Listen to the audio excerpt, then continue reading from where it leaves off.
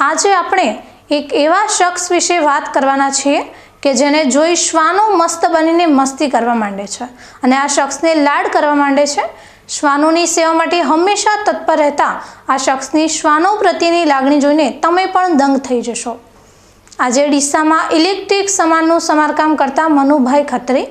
Manubhai electric સામાનનું સમારકામ કરવામાં તો પારંગત છે, પરંતુ તેની સાથે સાથે તેમનો શ્વાનો પ્રત્યેનો પ્રેમ પણ ભલભલાને વિચારમાં પાડી નાખે તેવો છે। ડીસાના મનુભાઈ ખત્રી શ્વાનો પ્રત્યે અનોખો પ્રેમ ધરાવે છે। તેઓ શ્વાનોની સેવા કરવા માટે હંમેશા તત્પર રહે છે। ખાસ કરીને તેઓ ઈજાગ્રસ્ત શ્વાનોને મરહમપટ્ટી કરે છે અને ભૂખ્યા શ્વાનોને નાસ્તો પણ આપે છે। શ્વાનો પણ મનુભાઈ ખત્રીને જોઈને વહાલ કરવા માંડે છે। મનુભાઈ ખત્રી ઇલેક્ટ્રિક રિપેરિંગનું કામ કરે છે અને તેઓ ઇલેક્ટ્રિક કામમાં પારંગત છે। મનુભાઈ ખત્રીનું આ કાર્ય સમાજ માટે એક પ્રેરણાદાયી ઉદાહરણ છે। તેઓ પ્રાણીઓ પ્રત્યે સંવેદનશીલતા અને કરુણા દર્શાવે છે।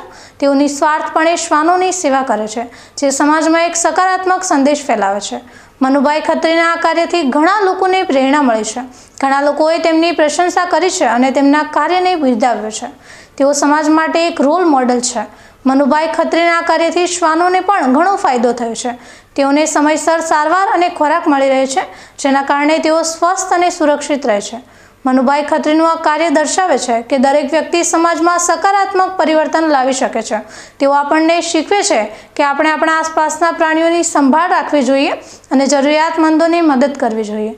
મનુભાઈ ખત્રીનું આ કાર્ય આપણને પ્રેરણા આપે છે કે આપણે આપણા રોજિંદા જીવનમાં પણ અન્ય લોકો અને પ્રાણીઓ માટે દયાળુ અને મદદરૂપ બની શકીએ છીએ।